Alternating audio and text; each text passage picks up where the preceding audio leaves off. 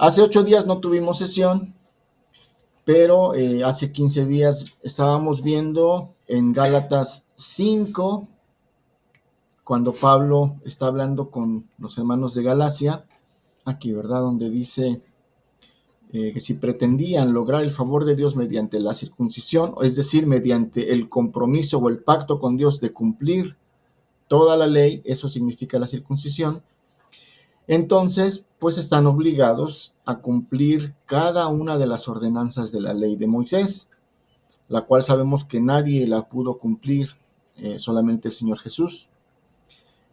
Y les dice Pablo en el verso 4, ¿verdad? Pues si ustedes pretenden hacerse justos ante Dios por cumplir la ley, pues han quedado separados de Cristo y han caído de la gracia de Dios. Lo que Pablo quería decir con respecto a la figura del arca de la alianza, del propiciatorio, del lugar donde el Señor se manifestaba, que era en medio de los querubines, y estábamos viendo el propiciatorio cubría ese testimonio que estaba dentro del arca, que era contrario a nosotros, las tablas de la ley, el maná y la vara de Aarón. Todos ellos eran testigos de la rebelión y del desacato del ser humano, representado por el pueblo de Dios, que quedaba cubierto por el propiciatorio, es decir, con la tapa, y en ese propiciatorio se vertía la sangre del cordero cada año, y quedaba, digamos, tapado nuestra culpa, ¿sí? Y decía Pablo, ¿verdad? Si ustedes quieren que Dios los mire como justos por la obediencia a su ley, entonces han quitado esa tapa, ¿verdad? Y el testigo está delante de Dios acusándolos, que es el contenido del arca. Tuviéramos la claridad de lo que estaba diciendo Pablo con respecto a la seriedad de querer presentarse delante de Dios justos por nuestra forma de ser o por nuestra forma de obedecer sus mandamientos.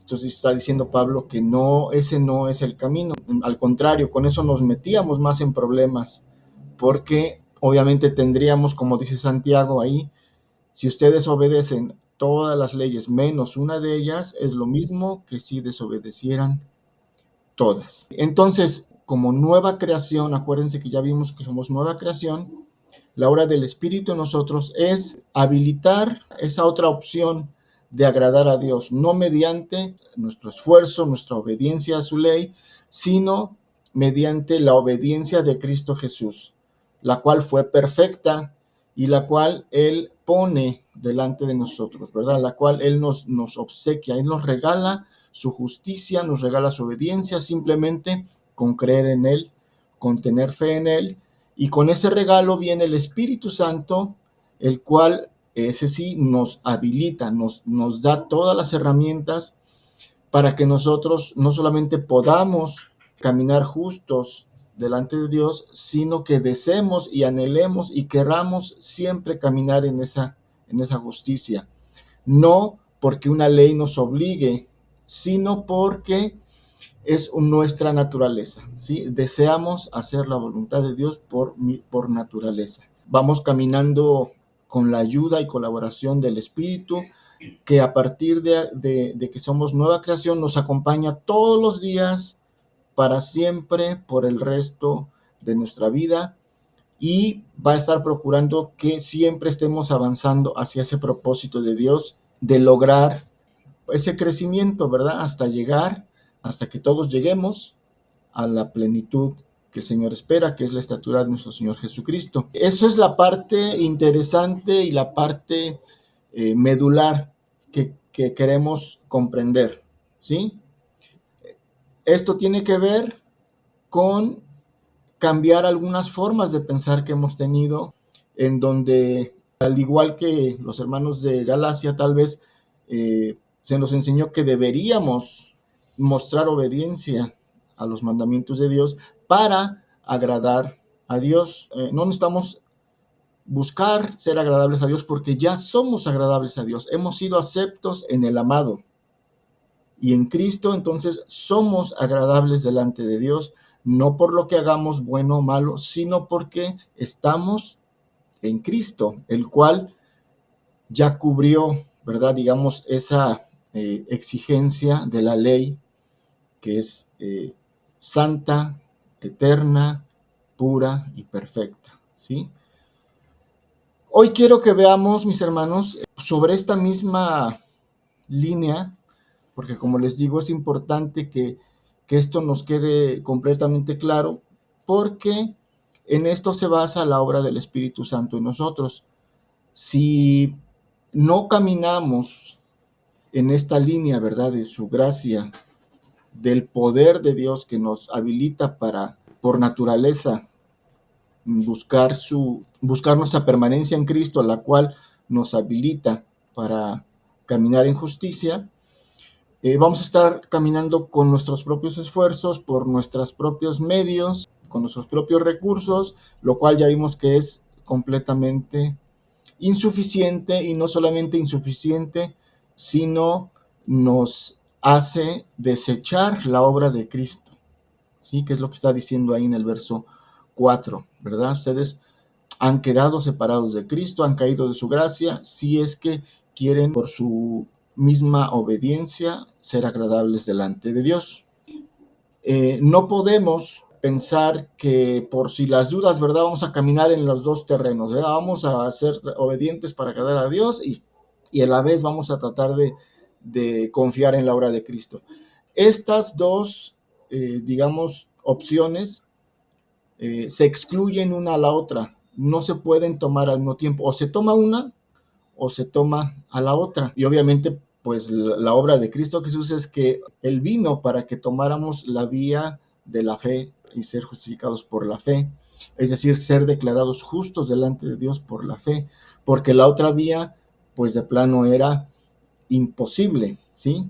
Porque dice Romanos 6:14, porque el pecado no tendrá dominio sobre vosotros, pues no estáis bajo la ley, sino bajo la gracia. Está diciendo de alguna manera que si nosotros no estamos bajo la gracia y si estamos bajo la ley, entonces el pecado seguirá teniendo dominio sobre nosotros. Romanos 8:14 dice, porque todos los que son guiados por el Espíritu de Dios, los tales son hijos de Dios, ¿sí? Es decir, si nosotros no estamos caminando guiados por el Espíritu, sino guiados por nuestra obediencia, entonces estamos haciendo también a un lado esa paternidad de Dios que tiene que ver con de poder beneficiarnos con la obra de Cristo Jesús, y es lo que nos habilita como hijos, ¿sí? El Espíritu de Dios es el Espíritu de adopción, el que hace que llamemos Abba, Padre, ¿sí? Entonces el Espíritu es importante, es indispensable. Muy bien. Y hay una parte de Gálatas 3, es donde Pablo precisamente empieza a expresar una inconformidad, una molestia por la manera en que estaban los Gálatas dejándose de seducir y dejándose engañar. El diagramita que estamos viendo ahí lo voy a dejar ahí porque vamos a ir viendo cómo estos dos caminos, ¿verdad? La línea roja y la línea, o la columna roja y la columna azul, son incompatibles. O sea, es una cosa o es la otra. No se pueden mezclar, ni caminar en medio, ni andar de un lado hacia el otro, ¿sí? La columna azul representa el nuevo pacto en el que estamos, la nueva creación, ¿sí? Dice Gálatas 3, este es un pequeño resumen, no está todo el capítulo, ojalá puedan leer todo el capítulo ustedes en casita y orar a Dios después de esta lectura de Gálatas 3. Comienza en el verso 3, Pablo diciendo, tan necios sois, hablando con los Gálatas, ¿verdad? Habiendo comenzado por el Espíritu, ahora vais a acabar por la carne. Les está preguntando, porque Pablo sabía que iban bien encaminados, habían comprendido bien el Evangelio, ya andaban por el camino de la gracia, ¿verdad? Ya habían comprendido de qué se trataba, y después retomaron otra vez por parte de quienes, los judaizantes que fueron a convencerlos, volvieron a pensar que necesitaban complementar la obra de Cristo con su buena obediencia, ¿verdad? Con las obras. Pero aquí lo que quiero llamar la atención es que Pablo, y es lo que estábamos diciendo, ¿verdad? En esta contraposición, a la última columna dice carne y espíritu. Y vimos cómo la carne y el espíritu se repelen, ¿verdad? Entre sí coexisten, pero dentro nuestro luchan una contra la otra. Entonces, la columna roja, ¿verdad? Está relacionada a ley, obras, esclavitud y carne. Pablo está diciendo, ¿verdad? Por cuanto han regresado a obedecer la ley, ahora vais a acabar por la carne, asociando carne con obediencia a la ley y espíritu con la certeza de la gracia. Esta parte es importante porque él les está diciendo que habían comenzado bien, ¿verdad? Caminando sobre la gracia, es decir, comenzando por el espíritu y terminan, regresando a la ley, terminan por la carne, ¿sí?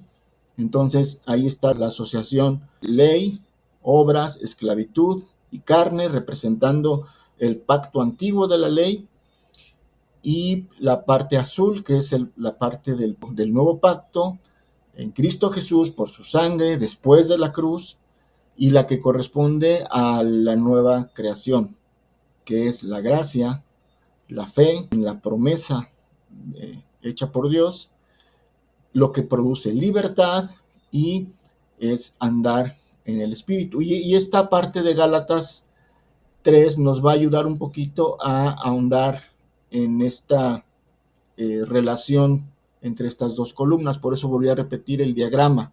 Verso 10. Porque todos los que dependen de las obras de la ley están bajo maldición, pues escrito está: maldito todo aquel que no permaneciere en todas las cosas escritas en el libro de la ley, ¿verdad? Es lo que le estaba diciendo, que decía también Santiago en el texto que leímos. Maldito todo aquel que no permaneciera en todas las cosas escritas en el libro de la ley para hacerlas, y que por la ley ninguno se justifica para con Dios. Es evidente, porque el justo por la fe vivirá. Y la ley no es de fe, sino que él dice: el que hiciere estas cosas vivirá por ellas, es decir, vivirá por sus obras, ¿verdad? Cristo nos redimió de la maldición de la ley, hecho por nosotros maldiciones. Él mismo se hizo maldición, porque está escrito: maldito todo el que es colgado en un madero, para que en Cristo Jesús la bendición de Abraham alcance a todos los gentiles, a fin de que por la fe recibiésemos la promesa del Espíritu, ¿sí? Nuevamente asociamos fe, promesa, Espíritu, gracia, libertad, ¿sí? Nos ha hecho libres. Ahora, veamos algunos aspectos importantes de lo que está diciendo aquí Pablo. Frecuentemente asociamos esta parte que dice en el verso 11: por la ley ninguno se justifica para con Dios. Esto normalmente lo asociamos a la justificación como el acto que tiene que ver con nuestra salvación. Y decimos, claro, pues sabemos que no somos salvos por las obras, es decir, nada que nosotros hagamos puede hacer que nos declare justos y que nos quite el peso de todo el pecado que teníamos, porque necesitamos venir desde la fe en Cristo Jesús, ¿sí? Y está bien, y esto creo que la mayoría lo comprende. No tenemos problema para entender que somos salvos por la fe, no por las obras. Está en nuestro punto doctrinal, está perfectamente claro. Sin embargo, esta parte no se refiere única y exclusivamente a el momento en que hemos aceptado a Cristo y se efectúa nuestra salvación. O sea, sí tiene que ver, pero no se refiere exclusivamente a ese momento, sino todo el transcurso de nuestra vida cristiana, en la cual, ya habiendo aceptado la gracia de Dios y habiendo aceptado esta salvación por la fe en Cristo Jesús, volvemos a ser como los Gálatas, ¿verdad? Ahora queremos decirle o quererle presentar al Señor nuestra obediencia. Queremos nuevamente agradar a Dios. Cuando digo agradar a Dios, es que Dios diga de nosotros, como lo dijo de Job, ¿verdad? Ya consideraste a mi siervo Job, mira qué justo es, mira que hace esto, mira que hace el otro, ¿sí? A veces nuestra forma de actuar y nuestra forma de querer obedecer, a veces pensamos inconscientemente que es con esa finalidad, para que Dios se agrade de mí. Ahí está el gran problema que desde la semana pasada estábamos mostrando, porque nosotros no necesitamos hacer algo para ser agradables delante de Dios. Primera, no lo necesitamos porque desde que estamos en Cristo ya somos aceptos en el amado y ya somos agradables a Dios, ¿sí? Por eso no necesitamos hacer algo. Y la otra es que no podemos, o sea, no podemos hacer algo que provenga de nuestra suficiencia humana. No podemos ofrecerle una obediencia a Dios como para que Él se agrade.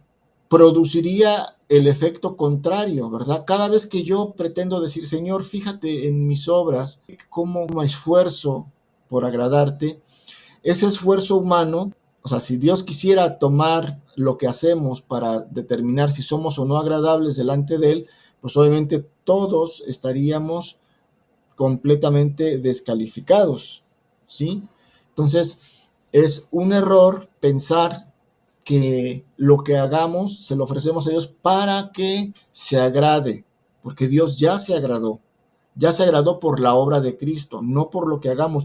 Lo más perfecto que nosotros podamos actuar y la obediencia más esforzada que quisiéramos nosotros ofrendarle a Dios es completamente insuficiente. Lo que produciría sería desagrado, ¿sí? Por eso, cuando dice aquí, por la ley ninguno se justifica para con Dios, es decir, ninguno puede presentarse justo delante de Dios, es evidente, no habla únicamente del acto en el momento de la salvación, sino de todo nuestro caminar en nuestra vida de fe. Siempre la obra de Cristo va a estar permeando todo nuestro caminar, ¿sí? Su gracia, no solamente en un momento específico cuando fuimos salvos, sino es un caminar continuo, totalmente permanente, ¿sí? Por eso Pablo se admira y obviamente se admira, pero negativamente, ¿verdad? Se decepciona de ver cómo es que ya habían comprendido el aceptar esta fe en Cristo y después ponen su desempeño, su obediencia, su actuar en el lugar donde debería ir esa obra de Cristo Jesús. Muy bien, entonces quiero que se entienda bien esta parte. Todo aquel que quiera presentarse delante de Dios como justo por el fruto de su obediencia, por su buen desempeño, automáticamente se coloca bajo maldición. ¿Por qué? Porque la ley así lo especifica, ¿verdad? Si ustedes violan mi pacto, porque este era un pacto que firmó de alguna manera, ¿verdad? Firmó el pueblo de Dios con Dios. Al desechar el pacto, al desobedecer, dice, yo los esparciré sobre toda la tierra y serán, bueno, todo lo que hemos visto que le sucedió al pueblo de Israel, porque jamás pudo guardar este pacto. ¿Sí? Es un pacto imposible de guardar bajo esas condiciones. Podemos a lo mejor esforzarnos por uno o dos mandamientos, dos, tres cosas, pero tener íntegro la totalidad de las ordenanzas al 100% para cumplir el pacto es un pacto imposible, ¿sí? Solamente Cristo lo pudo cumplir. Pero si yo quiero, en lugar de presentar mi fe delante de Cristo, quiero presentarle a Dios mi obediencia, quiero a que Él se agrade de la forma en que me esfuerzo por obedecer sus leyes, estoy colocándome bajo esta maldición. Ni yo, ni el pueblo de Israel, ni nadie pudo presentarse como justo delante de Dios por sus obras. Al contrario, siempre que alguien o que Dios declaró justo a alguien fue por la fe. Y es lo que nos va a decir con respecto de Abraham.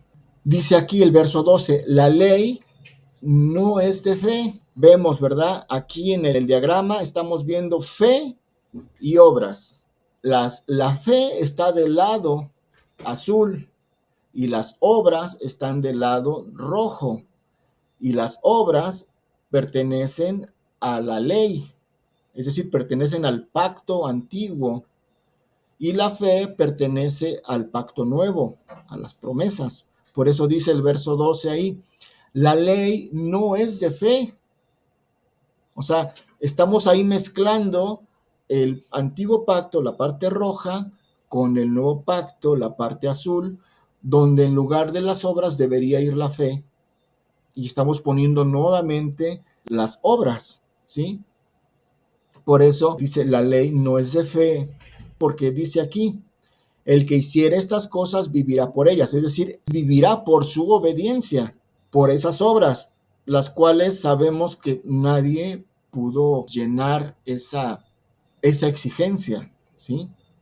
Por eso automáticamente todo quedó bajo maldición, que es lo que vamos a ver más adelantito aquí mismo en el capítulo 3. Dice el verso 13, Cristo nos redimió de la maldición de la ley, porque él mismo se hizo maldición.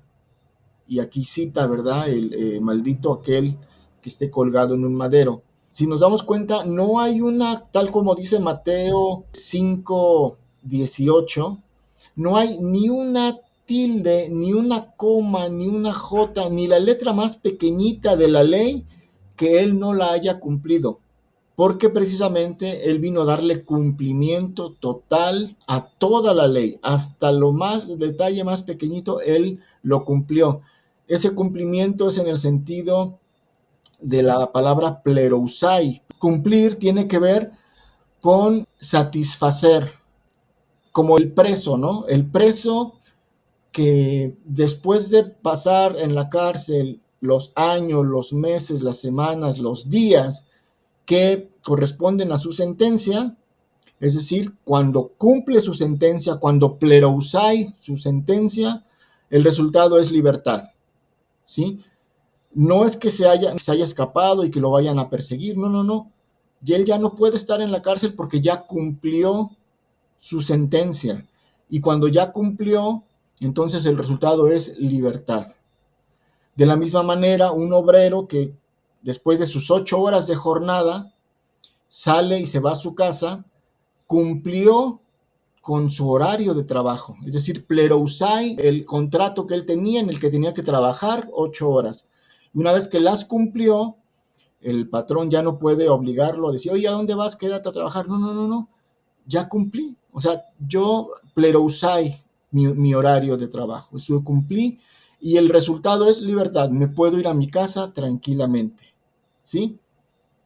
Cuando cuando usted tiene una deuda, vamos a empezar en el banco o una hipoteca con su casa, o sea, tiene un contrato y ese contrato lo obliga a estar pagando cada mes cierta cantidad, ¿sí? Y usted no puede deshacer ese contrato porque tendría implicaciones legales y simplemente no puede decir, pues ya no quiero pagar, ya no tengo, ya no pago. No puede hacer eso porque está completamente obligado por ese contrato. Pero ¿qué pasa si usted termina de pagar, si llega el plazo en el que termina de pagar todo y usted plerousai, ¿verdad? Usted completa, usted cumple lo que le exigía el contrato, ese contrato queda inválido. Ya no hay nada ni nadie que al otro mes le diga, hoy tienes que hacer tu pago. No, no, no, ya pagué. Ese contrato ya quedó finiquitado. Perdió su vigencia no porque yo la haya querido desobedecer, sino simplemente se cumplió, se completó su función que tenía ese contrato para obligarme a pagar, terminó y entonces el resultado es libertad. Esa es la palabra plerousai, cuando dice Cristo Jesús, yo he venido no para abrogar la ley, es decir, no para romperla, no para desecharla, sino para cumplirla, es decir, para llevarla a su culminación, para finiquitar esa deuda que nos obligaba a todos a estar bajo ese sometimiento, bajo pena de maldición. Entonces dice el Señor, yo no he venido para abrogarla, he venido para plerousai, para cumplirla. Es decir, está cumplida en su obra, en su vida y en la cruz. Él completó todo lo que la ley exigía. Por eso se hizo maldición. O sea, Él se hizo maldición para que nosotros también pudiéramos ser libres bajo la obra de Cristo Jesús del cumplimiento pleno y total. Entonces, cuando ya nos conocimos que ya no estamos bajo la ley, no es que simplemente queramos desechar algo que nos obligaba, porque ese contrato no se puede desechar. O sea, si es un contrato, tiene que cumplirse, pero Cristo lo vino a cumplir. Vino a darle total cumplimiento en todos los sentidos. Entonces, ese documento que era el antiguo pacto, que obligaba y comprometía al pueblo de Dios bajo exigencia de maldición, quedó satisfecho, quedó finiquitado, ¿sí? Por eso dice aquí el verso 3, Cristo nos redimió de la maldición de la ley, hecho por nosotros maldición, porque está escrito, maldito todo aquel que es colgado en un madero, para que en Cristo Jesús, o sea, descansando en ese cumplimiento cabal, ¿sí? Que produce libertad, todo plerousai, el resultado es libertad, para darle pie a la promesa que es eterna, la promesa que el Señor se le hizo a Abraham, ¿sí? Para que en Cristo Jesús la bendición de Abraham alcance a todos, tanto a gentiles como a judíos, ¿sí? A fin de que por la fe recibiésemos la promesa del Espíritu.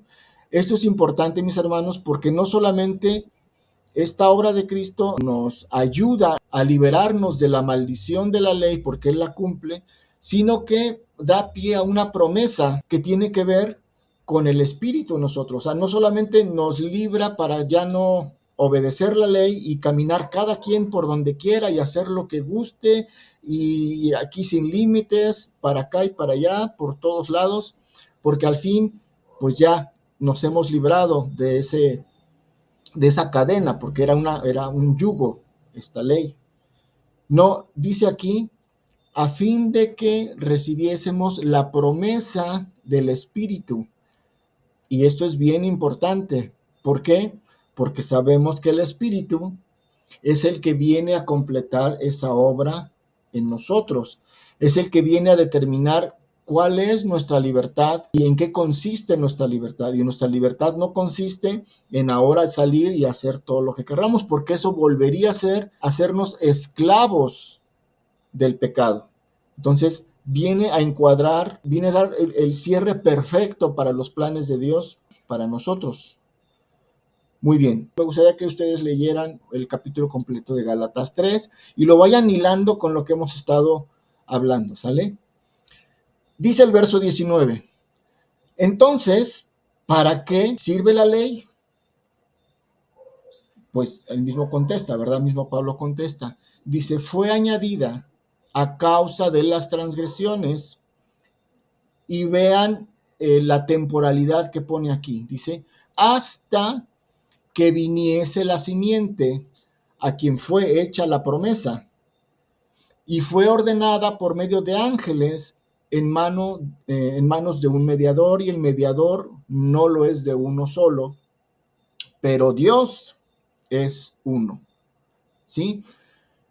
Es la traducción en lenguaje actual. Algunas cosas nos ayudan a comprenderlas mejor. Entonces, ¿para qué sirve la ley?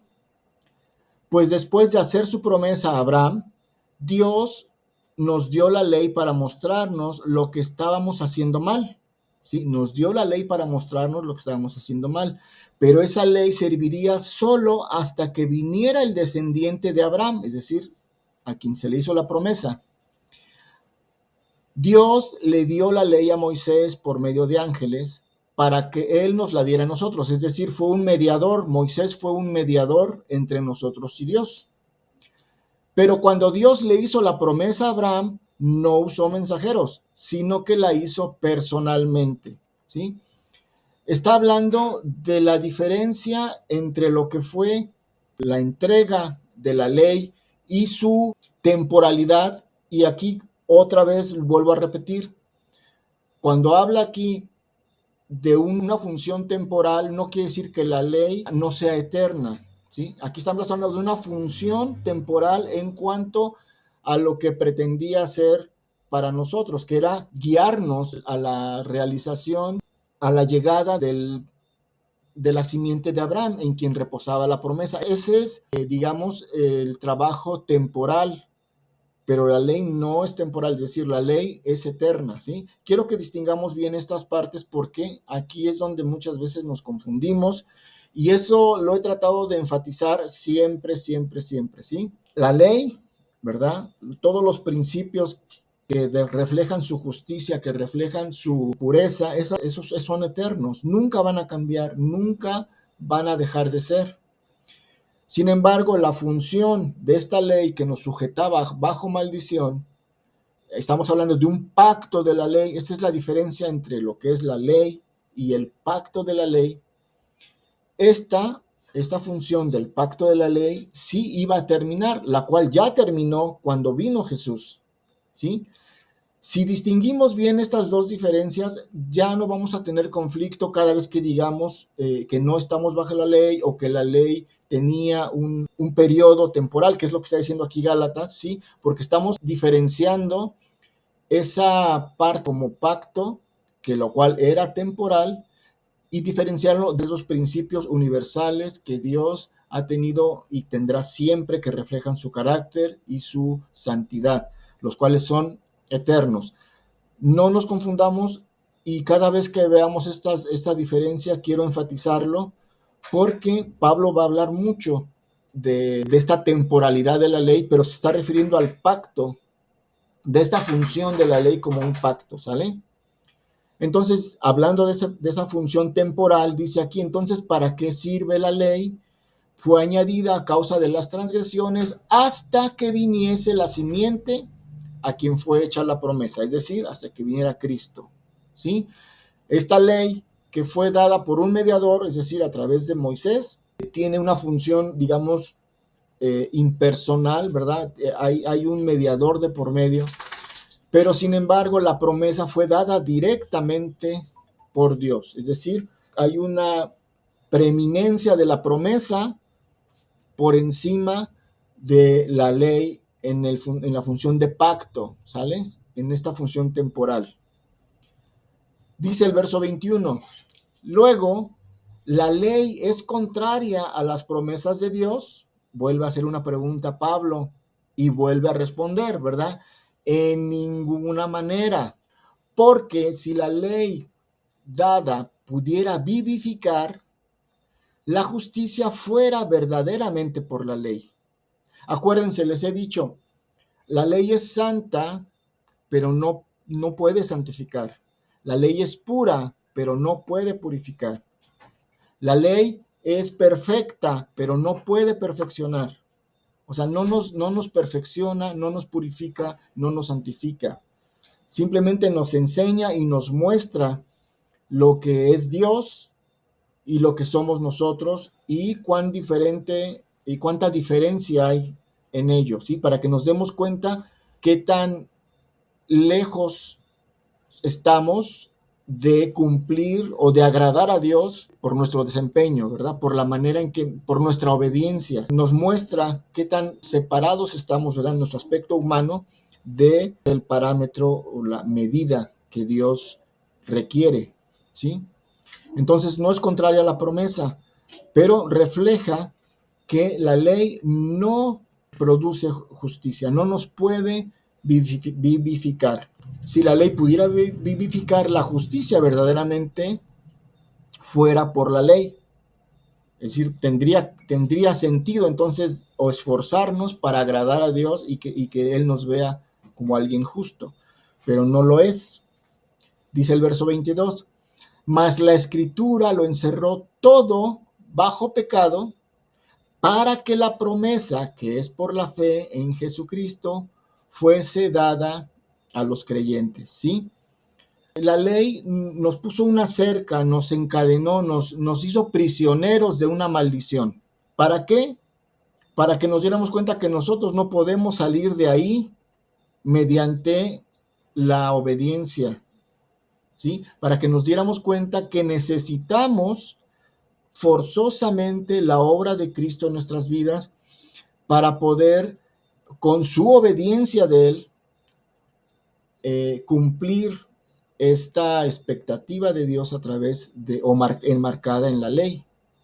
¿Sí? Es lo que está diciendo aquí Pablo, más la escritura lo encerró todo bajo pecado para que la promesa que es por la fe en Cristo fuese dada a los creyentes y tuviera realmente esa función de liberación, esa función de salvación, ¿sí? Esa función de rescate para nosotros.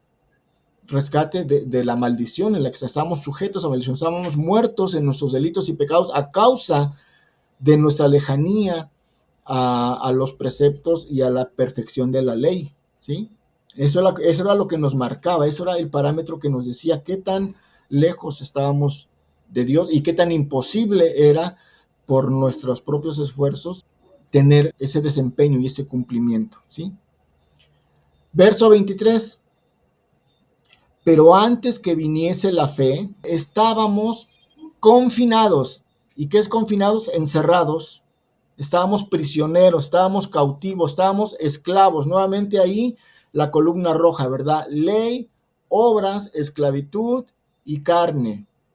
Antes de que llegase la promesa, es decir, antes de que pasáramos a la parte azul, que es el nuevo pacto, lo que teníamos era lo rojo, y lo rojo es esclavitud, es condenación, es ley, es obras. Estábamos confinados bajo la ley, encerrados para aquella fe que iba a ser revelada, es decir, esperando el momento, ¿verdad? Esperando esa liberación, ¿sí? En la expectativa de lo que venía, que era precisamente la obra libertadora de Cristo Jesús.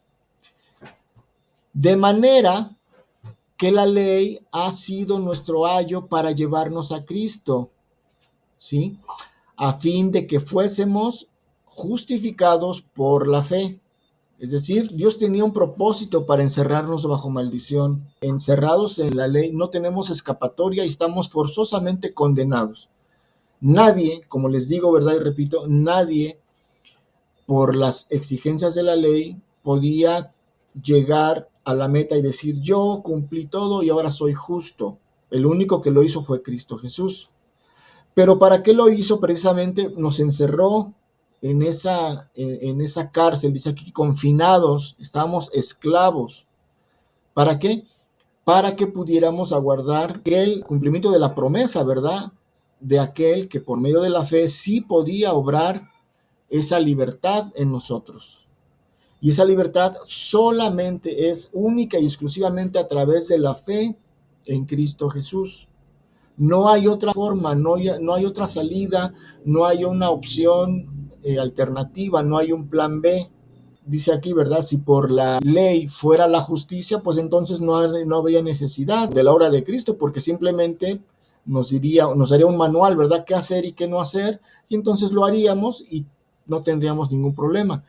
Pero esa opción no existe, ¿verdad? No hay una opción en donde te digan, mira, tú nada más haz esto y deja de hacer esto y ya estás del otro lado, porque es imposible que lo hagamos por el pecado que muere en nosotros, ¿sí? Con lo que se quedaron los judíos o la religión judía se quedó precisamente con esa parte, ¿verdad? Una parte donde solamente era unas instrucciones, si tú haces esto y dejas de hacer esto, lo que era encerrados en esa prisión para que llegara la promesa, ellos se quedaron ahí y piensan que por hacer lo que ellos mismos, porque esas prácticas de obediencia a la ley, ellos mismos las reinterpretaron, hicieron su propia manera de cumplirlas y piensan que con eso ellos ya están justos delante de Dios. Y hasta ahorita, ¿verdad? Esa es la manera en la que viven su fe, bajo maldición, todavía encerrados en esta prisión hasta que puedan quitarse el velo, ¿verdad? Y nazca esa fe en Cristo Jesús y entonces experimenten esa verdadera libertad, la cual nosotros ya experimentamos, por lo cual no tenemos por qué regresarnos a la esclavitud de querer cumplir con algo para agradar a Dios. ¿Sí? Ese es el meollo del asunto, esa es la parte importante. Dice aquí, verso 25, pero venida la fe, ya no estamos bajo ayo. Y nuevamente, repito, verso 25, pero venida la fe, ya no estamos bajo ayo. Si vamos al diagramita, ¿verdad? Vamos a ver en la columna roja y en la columna azul, donde dice fe del lado azul, del lado rojo dice obras. ¿Bajo qué esquema estamos nosotros? Bajo la fe, ¿sí? Estamos del lado contrario de las obras y de la ley, lo cual tuvo su cumplimiento, tuvo su lugar, tuvo su función en lo que fue el antiguo pacto, el pacto de la ley, pero en el pacto de la gracia, esa función ha terminado. Y vuelvo a repetir, siempre que decimos algo relacionado con la ley que ya ha terminado, no estamos refiriéndonos a que ya no existe la ley o que ya la podemos desobedecer. Acuérdense, la ley es eterna, ¿sí? Estamos hablando del pacto de la ley, una función específica que ya ha terminado, por lo cual dice aquí en el verso 25, para nosotros ya no tiene ninguna función porque ya vino la fe. Pero venida la fe, ya no estamos bajo ayo, y ese ayo era la ley. Pues todos sois hijos de Dios por la fe en Cristo Jesús. Dios nos ha recibido como sus hijos, hemos sido aceptos en el amado, somos agradables delante de Dios, no tenemos que hacer algo para agradar a Dios. Ese es el punto importante. Nada de lo que hagamos nosotros, salvo estar en Cristo, puede producir agrado a Dios, ¿sí? Estar en Cristo es lo que a Dios le agrada. Entonces, desde el momento en que usted vino a Cristo, ya es agradable delante de Dios. Queda por demás tratar de hacer algo para agradarle. Este es un pensamiento en la carne que nos cuesta mucho trabajo asimilar, y pensamos que lo que hacemos es para agradarle a Dios, lo cual queda sin ningún fundamento. No quiere decir que ya no hagamos nada, no hagamos con el propósito de agradarle a Dios. No pensemos que lo que hacemos es para agradarle a Dios. Lo que hacemos es consecuencia de que somos nueva creación y consecuencia de que en nosotros está el Espíritu que nos conduce a la plenitud de su voluntad. Es una manera diferente de ver las cosas. Ya no es para agradarle a Dios, porque yo ya soy agradable delante de Dios. Tampoco decir que ya no haga nada, no. Ahora lo que hacemos en Cristo tiene un propósito porque es guiado por su Espíritu y es para cumplir ese propósito que el Señor ha puesto en nosotros de llegar a la plenitud de Cristo. No es para agradarle a Dios, ¿sí? Esta parte es importante y conviene que en nuestra mente trabajemos lo que sucede en nuestra mente cuando queremos hacer las cosas, ¿sí? Porque creo que es el núcleo del asunto que está tratando aquí Pablo. Entonces, sois hijos de Dios por la fe en Cristo Jesús. La fe en Cristo te ha abierto las puertas y ahora eres parte de la familia de Dios. Si antes estábamos sin esperanza, si Dios en el mundo, estábamos lejos de los pactos, lejos de la bendición, lejos de la promesa, ahora lo único que nos ha acercado es la cruz de Jesús, su sangre, la cual ha abierto esa puerta para que nosotros entremos, seamos sus hijos y seamos adoptados, es decir, se nos dé el espíritu de adopción, por lo cual clamamos Abba Padre. Eso proviene única y exclusivamente de nuestra fe. Eso proviene únicamente de cuando nosotros decidimos creerle que Él vino para morir por nuestros pecados, que según las Escrituras, que murió y que resucitó por nosotros según las Escrituras. Eso, el creerlo, ya nos coloca en la posición de aceptos en el amado. Somos agradables delante de Dios. Somos el deleite de Dios porque estamos en su Hijo, no por lo bonito que nos portamos, ¿sí? Verso 27. porque todos los que habéis sido bautizados en Cristo, de Cristo estáis revestidos. ¿Qué es lo único que nos hace aceptos delante de Dios? El que estemos revestidos de Cristo. ¿Y cómo nos revestimos de Cristo? Pues en el momento en el que le aceptamos y por medio del bautismo decidimos unir nuestra vida a Él.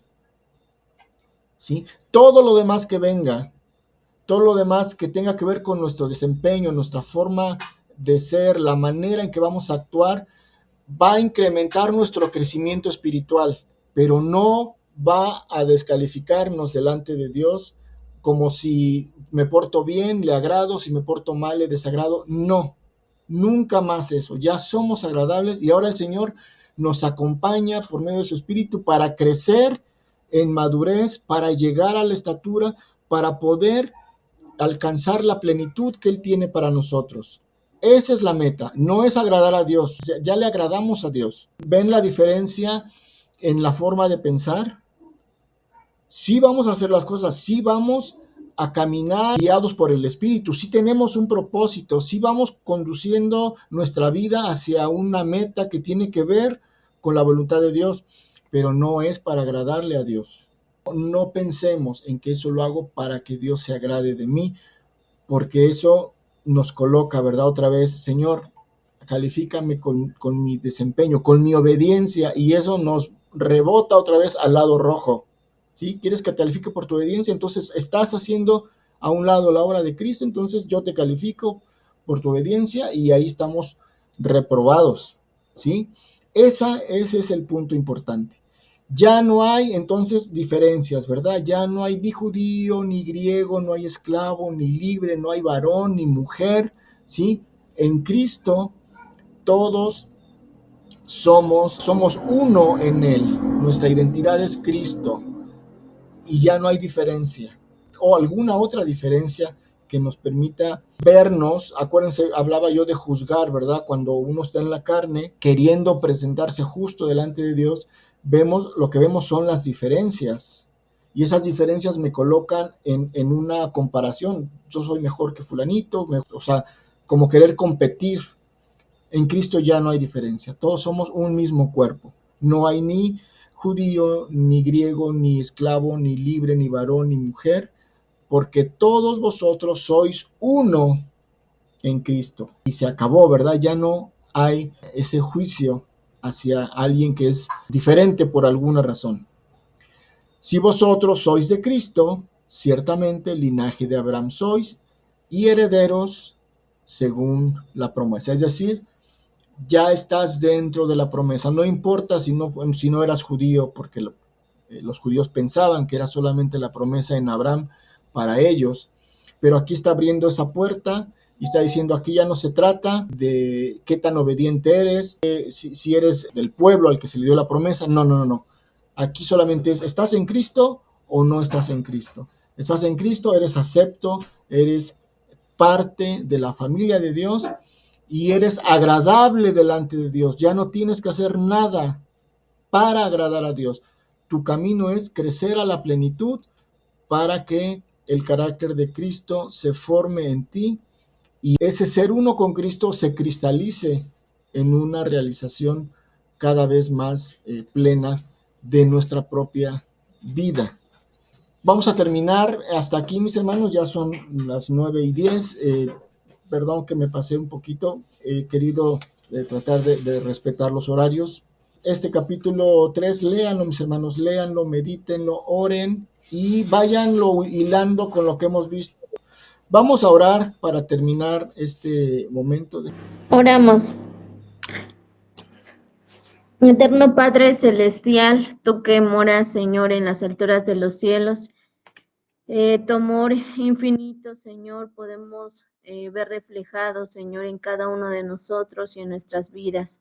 Y te agradecemos, Señor, por ello, porque eres tan bueno, Señor, que prolongas nuestros días.